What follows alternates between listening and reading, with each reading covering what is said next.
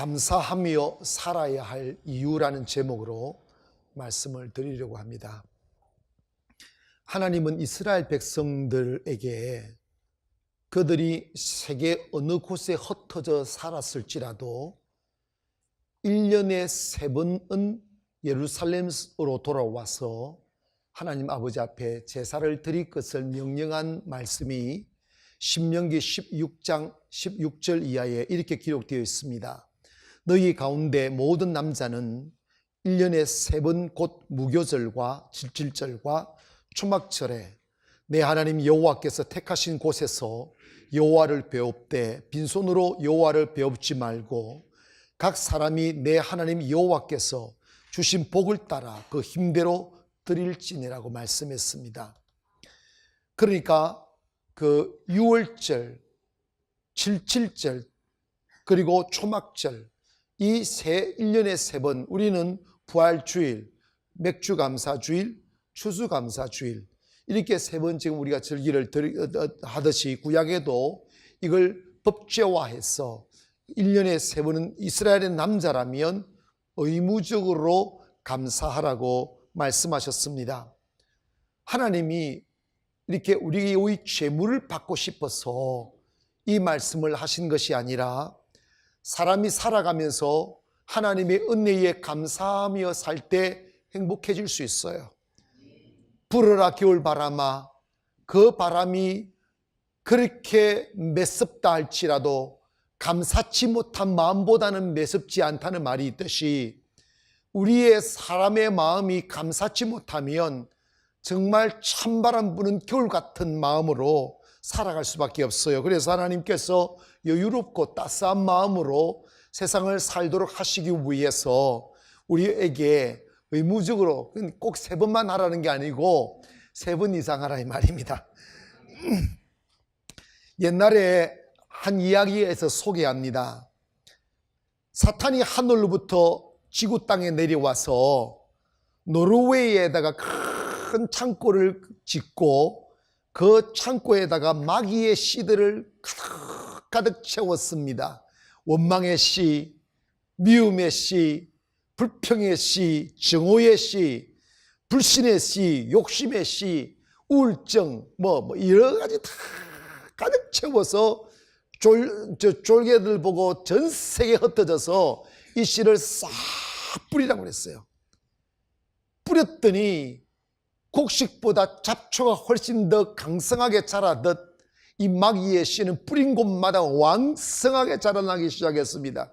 그래서 온 세상이 마귀의 막 터전으로 바뀌기 시작하는 거예요. 그러다가 그 씨를 아무리 뿌려도 뿌리가 나지 않고 싹이 안 나는 터가 있었어요. 거기가 인천일까? 이게 가나안 교회일까? 그 마귀의 씨를 뿌려도 싹이 안 나는 곳이 있었는데 그곳은 감사하는 마음이더란다. 감사하는 마음에는 마귀가 씨를 뿌려도 싹이 안 나더래요. 그런데 감사치 못하면 씨를 안 뿌려도 마귀 씨가 나더라는 거죠. 시편 100편은 감사의 시라는 제목을 달고 있는 다윗의 시입니다.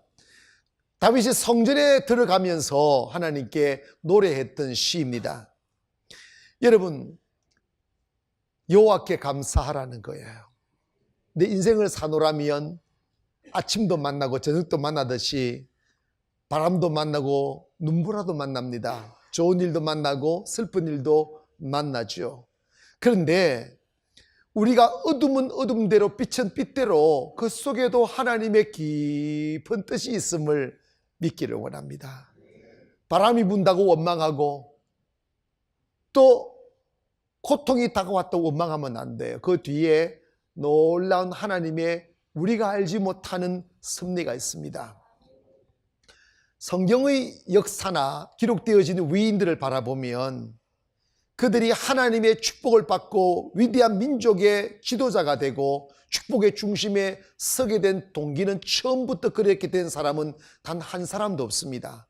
공통점이 뭐냐면 보통 평범한 사람들이라면 견디어낼 수 없는 슬픈 고통과 눈물 속에 젖어 있었을지라도 그의 그 어두운 삶을 원망하지 아니하고 하나님께 일관되게 감사하며 지금 내게 닥쳐오는 이 여건과 이 환경은 이해가 안 돼도 이 속에 분명히 하나님께서 깊은 뜻을 갖고 계실 거라는 그 믿음 하에 하나님께 감사하며 살았더니 하나님의 축복이 몰려왔다는 것을 인생의 삶으로 증명하고 있습니다. 제가 강조하듯 하나님의 축복은 꽃마차를 타고 오는 것이 아니고 고난의 수레를 타고 오는데 마음에 감사하는 마음이 없으면 고난이 오면 원망하니까 그 뒤에 숨겨져 있는 축복이 현실이 안 되는 거예요. 우리가 슬퍼도 감사하고 아파도 감사하고 사라지지 않을 듯한 짙은 어둠이 우리를 두렵게 해도 그 뒤에 숨겨져 있는 오묘한 하나님의 섭리를 신뢰함으로 하나님 아버지 앞에 눈물로 감사하는 삶을 살다 보면 잠시 다가왔던 어둠은 안개처럼 사라지고 하나님의 오묘하시고 그 형용할 수 없는 축복의 위대함이 우리의 가슴을 채우고 삶을 채우고 우리의 일터를 채워서 여러분의 원수들이 여러분을 존경하지 않을 수 없는 위대함으로 하나님께서는 이끌어 가십니다. 여러분, 모든 음식에는 소금이 조금 들어가야 돼요. 너무 안 먹으면 죽습니다. 요즘 나트륨 많은데 나트륨 안 먹으면 죽는단다. 너무 많이 먹으면 뭐 알아서 하시고. 그런데 여러분 보십시다. 마찬가지로 모든 삶이 아름답고 맛이 나려면 감사가 들어가야 된다는 거예요. 감사의 양념을 치라는 거예요. 크리스토톰이라는 분이 계시는데 이분이 이런 이야기를 했습니다. 여러분의 축복의 자물쇠를 채우는 비결은 감사다라고 했어요. 감사하면 축복이 떠나가지 않는다는 것입니다. 그러므로 여러분, 우리가 살아가면서 어떤 일을 만나도 감사하기를 원합니다. 욥기서를 읽어보면 보통 사람은 견딜 수 없는 반복되는 절망의 고난이 계속 밀려오잖아요. 욥이 이제 더 이상 회생할 수 없는 절망의 자리에서 기아 조각으로 자기 짐을 흐르는 몸을 긁으면서 이런 고백을 합니다. 내가 적신으로 왔으니 적신으로 가리오다 하며 하나님을 원망하지 않고 찬미하여 가로되, 이러면 찬미하여 가로되. 여러분, 거기 찬미가 나옵니까? 감사가 나옵니까? 옆에 보고 있는 욥의 아내는 저주하고 침뱉고 도망갔잖아요. 그런데 당사자인 본인 욥은 그 고난 속에서도 원망하지 않고 아멘, 하나님의 뜻이 계시겠지라고 말하며 묵묵히 그 아픈 가슴으로 하나님을 찬미했다는 거예요. 그 결과 놀라운 축복을 가져오는 겁니다. 제가 이렇게 살아오면서 경험한 게 있어요. 그러니까 정말 여러 번 경험했어요.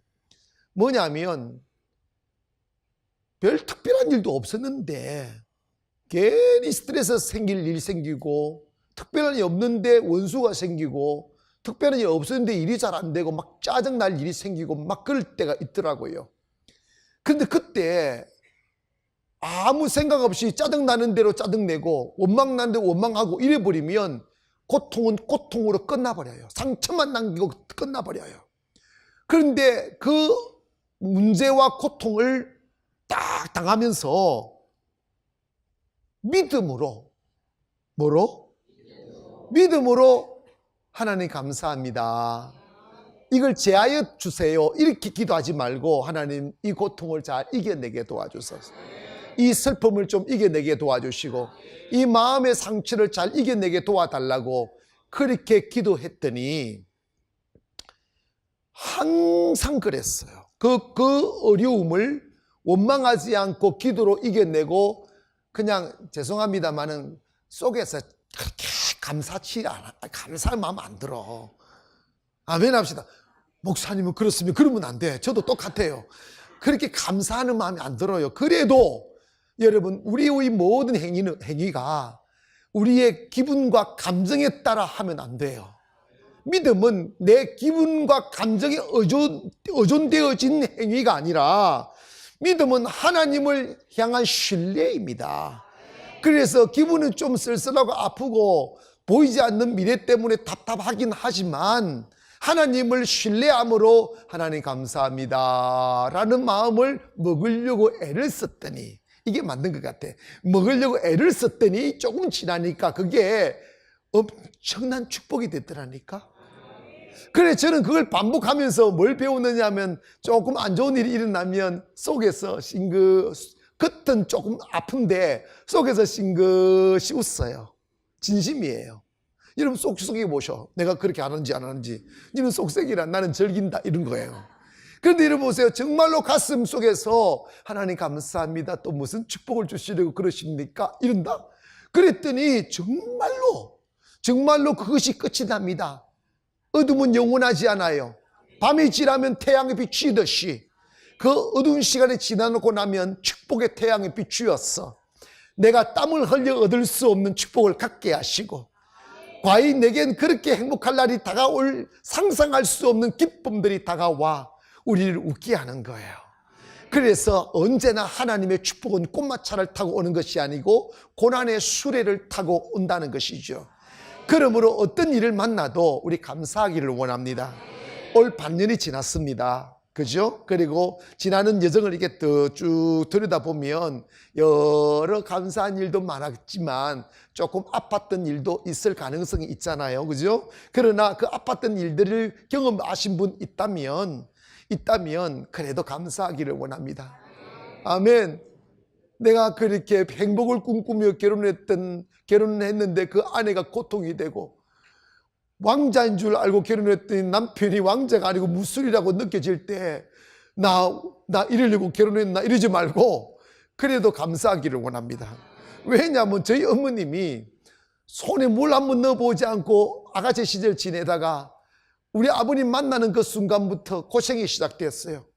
그래서 고생의 문 열렸도다는 게 우리 어머님이 지은 이야기예요, 그게. 그런데 저희 어머니 그러시더라고요.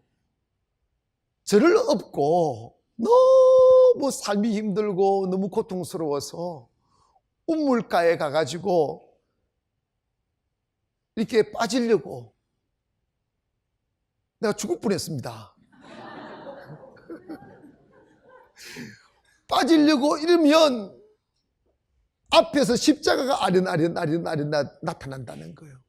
그러면서 가슴 속에 음성이 들려오는데, 나는 너를 위하여 이 고통을 참았는데 네 삶의 그 고달픔 이기지 못하여 죽으려 하느냐? 죽으려면 네 혼자 죽지 그 목사가 될 아들 죽이면 안 된다. 뭐 그것은 제가 지어낸 이야기입니다만. 근데 있지 않습니까? 나중에 저희 어머님이 이런 말씀을 하시더라고요. 나 젊었을 때 잘 나갔다. 그때 일본 유학도 하고 잘나고 폼도 작고 막 이렇게 갑부딸이었고 막 이러는데 자기가 제일 잘 나다고 했는데 너가 아버지 만나가지고 죽을 고생을 하면서 죽으려고도 많이 생각하고 도망도 많이 다녀보고 이제 이랬는데, 나중에 내가 삶의 고달픔을 통하여 사람 의지하지 아니하고 하나님만 바라보는 믿음 하나를 배웠다는 거야. 여러분, 하나님이 찾으시는 것은 육신의 편안함이 아니라 여러분 귀한 믿음 갖는 거예요. 여러분, 믿음은 행복할 때 자라나지 않아요. 믿음은 따스할 때 자라나지 않아요. 믿음은 추운 칼바람 부는 겨울 찬바람을 맞으며 행한 광야 속에 홀로 서 있으면서 아무도 자기 곁에 서줄 수 없는 그 외로움 속에서 믿음이 자라는 거예요. 아픔, 고통, 그리고 끝나지 않을 것만 같은 절망들이 내 마음을 짓누를 때, 그때 믿음이라는 게 자라는 거예요. 믿음이 자라면 믿음의 분량만큼 은혜가 오고 축복이 오는 거예요. 때문에 하나님께서 우리를 축복하시기 이전에 성장통이라는 게 있지 않습니까? 여러분, 자식 키우다 보면 아이 아프면 부모님들이 잠을 못 자잖아. 그런데 아이 아픈 것은요, 아무리 잘 보살피고 좋은 환경 주도 아픈 건 아픈 것들하니까. 이재원 집사님의 딸들이 제일 많이 아파.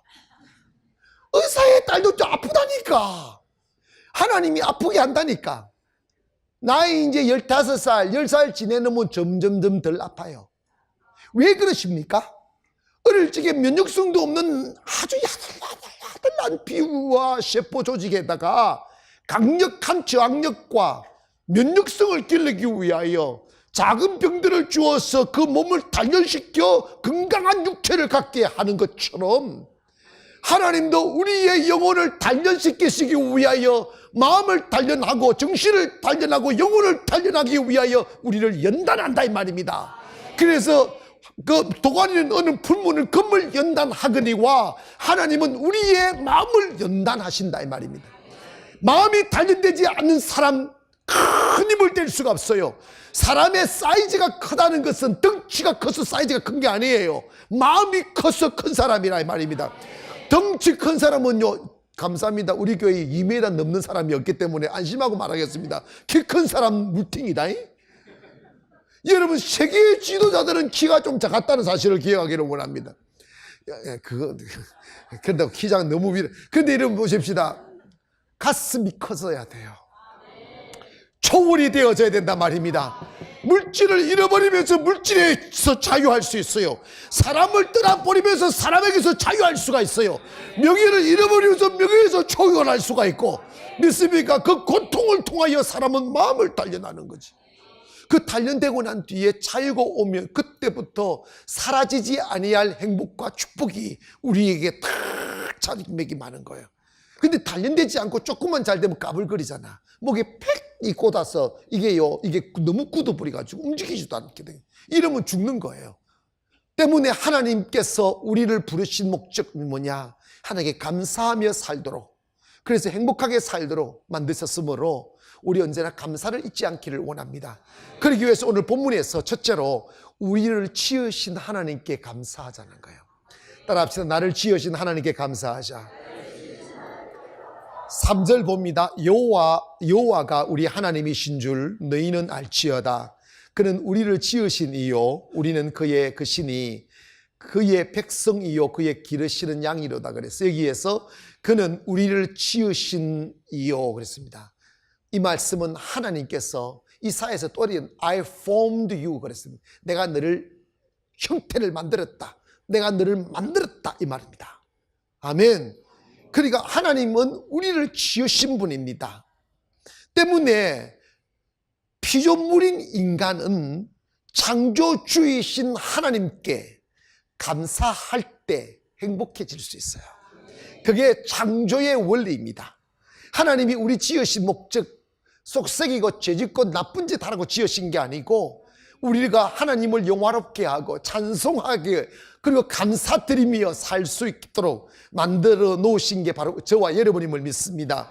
그래 10편 50편 23절 보니까 감사로 제사를 드리는 자가 나를 영화롭게 한다고 그랬어요. 고백합시다. 감사로 제사를 드리는 자가 나를 영화롭게 한다. 그러니까 하나님께 감사할 때 하나님이 영화롭게 여김을 받는다는 거예요. 그 은혜가 그렇게 해서 은혜가 오는 거예요. 저는 어릴 적에 우리가 워낙 제가 구남매다 보니까 그래 집 할아버지 할머니 이웃집 사람 진짜 제가 기억에 아침에 밥 먹으면 밥 먹는 식구가 거의 20명은 넘었어요. 그러니까 상이 몇 번 왔다 갔다 해야 돼요. 그런데 생일이 어디 있어? 우리 어머님이 저 생일을 기억하지 못해요. 그래 어릴 적 엄마 내 생일이 언제야? 그랬더니 너가 아버지한테 물어봐라. 그런데 너가 아버지한테 물어봤는데 내가 어디서 그 무슨 아버지 말을 걸어? 아버지 나 어디서 나왔습니까? 그래 물었죠. 그때 영도다리에서 주워 왔다. 그래서 그게 끝이야. 그런데 이런 보세요. 장개석 대만의 총독 장개석이라는 분 아시지 않습니까? 근데 이분은 수상이 되고 난 뒤에도 생일상을 받지 않았다는 거예요. 계속 생일상을 받지 않았다는 거예요. 생일만 되면 금식을 했다는 겁니다. 믿음이 좋아서 그런 게 아니고 뭐 했느냐면 이런 이야기를 했다는 거예요. 내 생일은 내가 이 세상에 태어난 날이다. 그러니까 이 나에게 즐거운 날이 아니라 어머니가 날 낳으실 때 최고로 고생한 날이다. 내가 어머니를 최고로 고생시킨 날인데 어찌 내가 그날 잘 먹고 잘 입을 수가 있는가. 그러면서 생일상을 안 받고 하면 남자들 좋아하겠다. 생일 선물도 안 받고. 그런데 생각에 이 고백을 보니까 이 말이 맞다 싶더라고요. 아니, 왜 자기 애기들 생일에 부모한테 케이크 사달라고 그럽니까? 자기가 한 게 뭐 있다고? 왜 선물 사달라고 그런지 이해가 안 가. 왜 생일 되면 남편한테 선물 사달라고 하는지 그것도 장재석 씨한테 물어보시기를 바랍니다. 답이 딱 나오는 거예요. 그런데 여러분 보십시다. 이분의 말씀의 요지가 뭐예요? 내가 어머니를 괴롭히며 태어났는데 그날에 내가 어떻게 상 받을 수 있느냐? 어머님의 은혜에 감사하자는 이 말입니다. 부모의 은혜에 감사하자는 것이죠. 여러분, 이사야 43장 1절 보니까 야곱아 너를 창조하신 여호와께서 지금 말씀하시느니라. 이스라엘아 너를 지으신 이가 말씀하시느니라. 너는 두려워하지 말라. 내가 너를 구속하였고 내가 너를 지명하여 불렀나니 너는 내 것이다. 이래서 여기에서 뭐냐면 하나님이 또다시 말씀합니다. 내가 너를 지었다는 거예요. 내가 너를 만들었다는 거예요. 왜 만드셨을까요? 하나님 앞에 감사하라고, 하나님 아버지 앞에 영광 돌리고 찬송하며 살라고 하나님을 만드셨다 이 말입니다. 때문에 이사야 43장 2절 보니까 내가 물 가운데로 지날 때 내가 너와 함께 할 것이라. 강을 건널 때 물이 너를 침몰하지 못할 것이며 내가 불 가운데로 지날 때에 타지도 아니할 것이요 불꽃이 너를 사르지도 못하리라. 아멘. 그러면서 나는 이 말씀 보면 너무 부끄러울 만큼 황송한데 4절 우리 한번 크게 읽어봅시다. 시작.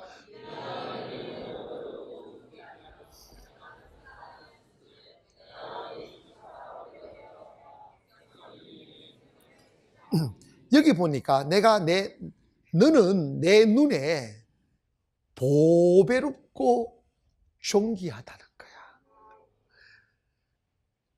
감동이 안 옵니까? 옆에 분들 보고 조금 감정을 좀 섞는 게 좋습니다. 그래야 밥을 잘 얻어 먹습니다. 그러니까 이렇게 합시다. 당신은 나한테 보배롭고 존귀한 존재입니다. 시작.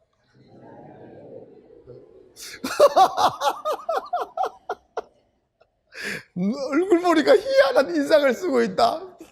이러면서 이러면 안 돼. 진심. 그런데 보세요. 하나님이 우리 보고 하시는 말씀이야. 할렐루야. 근데 이게 제가 이해가 가는 게, 저는 우리 교회에 이 아기들 있는 젊은 우리 집사님들이 그렇게 많은 줄을 나는 몰랐어요.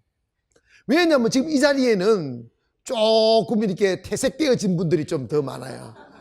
그런데 그분들이 다 어디 갔나 했더니 주일날 교회 와서도 아기들 드리는 예배에 다 같이들 앉아가지고 앉고, 그리고 떨어뜨릴 수도 있는데도 불구하고 떨어뜨리기가 싫었어. 아기가 원하는 게 아니고 엄마가 원하는 거예요. 근데 엄마만 그 자리에 있는 게 아니고 남자들도 지금 그 앞에 보고 남자들도 쭉 앉아있는 거예요. 이게 집에 같이 있는 것만 해도 아쉬워서 교회까지 왔어도 같이 예배드리다 자기의 수준을 어린 아이로 영합으로 딱 내려가 버리는 거예요.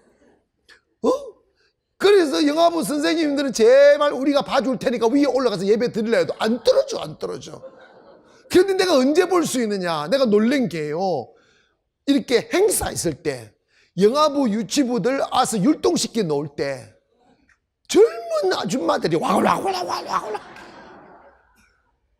나는 그 사람들 우리 교인인지 내가 처음 봤어요. 그리고 한 번씩 애기 오면 절대로 앞에 저 뒤에서 왔다리 갔다리 하다가 그날 되면 전부 다 거기도 안 앉아, 여기 다 앉아. 여기 쭈글탱 앉아. 뭐 하는 줄 아십니까? 저거 아기들 하는 거 사진 찍고 카메라 촬영한다고. 이해가시면 아멘. 그런데 그 옆에 자기 딸보다 훨씬 이쁜 딸이 있어. 눈길 안 줘. 자기 딸만 보는 거야. 자기 아들만 보는 거야. 율동도 안 해. 딴짓 하고 있어. 그것도 이뻐가지고 나는 그래서 아이고 꼴값하고 있네. 아니야, 정말이에요. 부모에게는 자식이 전부입니다. 이 세상 돈이 귀하다 하지만 자식 죽는데 돈 안 내놓을 사람 누가 있어요?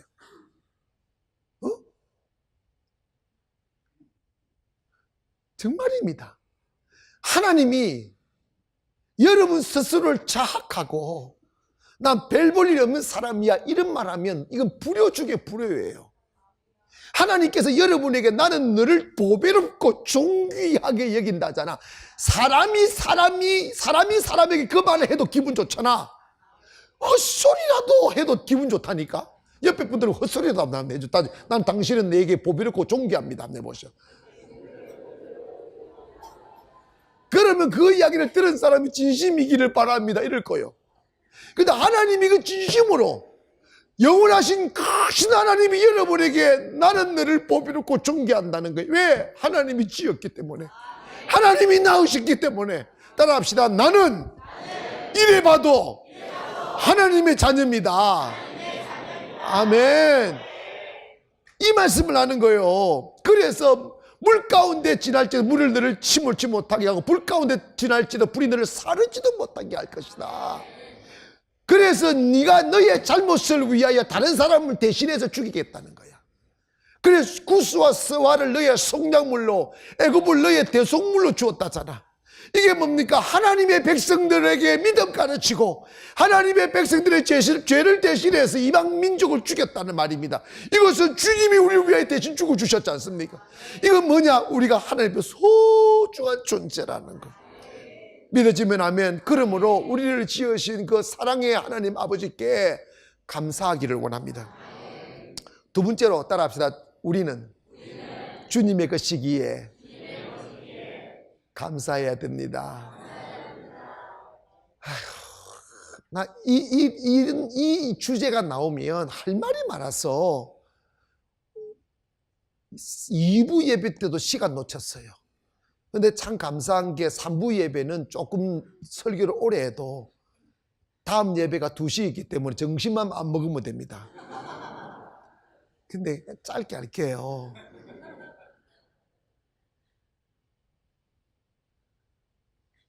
박천민 집사님 장인 되시는 분, 이제 주소를 좀 옮기랍니다. 이제 장인 되시는 분이 주일날 생강나무 한 번씩 와요. 오늘도 오셨어요. 저거 저기 앉다가 저는 저기 앉았는데 예배 들어서 예배문 드리고 오면 되잖아. 거기서 쫓아와가지고 아이고 목사님 2주 만에 왔어. 2주 만에. 목사님 안녕하십니까? 뭐 손잡고 별일이 없어지죠? 이래. 그분이 스트레이트 마크야.